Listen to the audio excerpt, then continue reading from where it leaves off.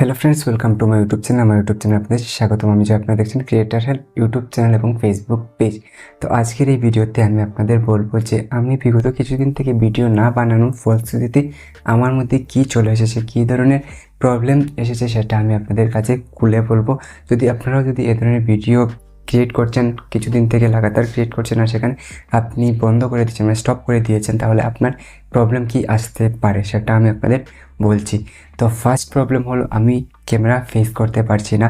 Camera face করতে আমার খুবই প্রবলেম হচ্ছে, প্লাস আমি কথা বলতে পারছি না ক্যামেরার সম্মুখে, যে আমার কথা ভাষাটা কীভাবে হবে। এমন এমন জিনিস আছে যে জিনিস আমি ভুলে গেছি, যেমন মোবাইল স্ক্রিন আমি ভুলে গেছিলাম। যেখানে আমি বললি মোবাইল স্ক্রিনে গিয়ে আমি দেখাবো সেটাও ভুলে গেছিলাম। এমনকি মানে ইউটিউব চ্যানেলে যে এঙ্গেজমেন্ট আছে সেটাও আমি ভুলে গেছিলাম।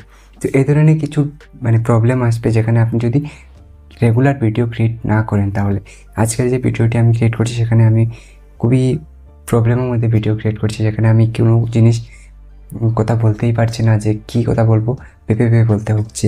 স্ক্রিপ্ট লেখিনি। আমি নর্মালি ভিডিও ক্রিয়েট করলে কোনো স্ক্রিপ্ট রাইট করি, বিনা স্ক্রিপ্টে আমি ভিডিও ক্রিয়েট করতে পারি। তবে আজকে এখন আমি বিনা স্ক্রিপ্টে ভিডিও পারছি না। আগে প্রথম যখন ভিডিও বানিয়েছিলাম গত সপ্তাহে সেটাতে আমি স্ক্রিপ্ট রাইট করেছি, করে আমি ভিডিও দিয়েছি।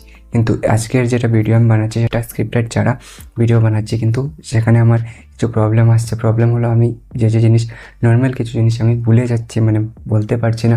প্রবলেম হচ্ছে এটা ওটা প্রবলেম হচ্ছে। তো এই ধরনের যদি আপনি লেগিংস করেন, আপনার ভিডিও মানে চ্যানেলে ভিডিও রেগুলার না দিয়ে থাকেন, তাহলে আপনার এ ধরনের প্রবলেম আসবে। প্লাস আপনার ইউটিউব চ্যানেলে কী প্রবলেম আসবে আমি বলছি। ইউটিউব চ্যানেলে ফার্স্ট প্রবলেম আসবে, আপনার ভিডিও কারো কাছে যাবে না, কারণ আপনার এঙ্গেজমেন্ট আসবে না। আপনার যারা সাবস্ক্রাইবার এসেছিলো সেই সাবস্ক্রাইবাররাও বসে যাবে, মানে সেই সাবস্ক্রাইবাররা আপনার অ্যাক্টিভ সাবস্ক্রাইবার থেকে ডিঅ্যাক্টিভেট হয়ে যাবে। তো আমার এই ধরনের সাবস্ক্রাইবার মানে 600 জন সাবস্ক্রাইবার আছে, সেটা ডিঅ্যাক্টিভ হয়ে গেছে। এখান থেকে সেই 3-4টা ভিউজ আসে একটা ভিডিও আপলোড করে, যেখানে আমি 10-15টা 20টা 20টা 40টা ভিউজ পেয়ে যেতাম অনায়াসে।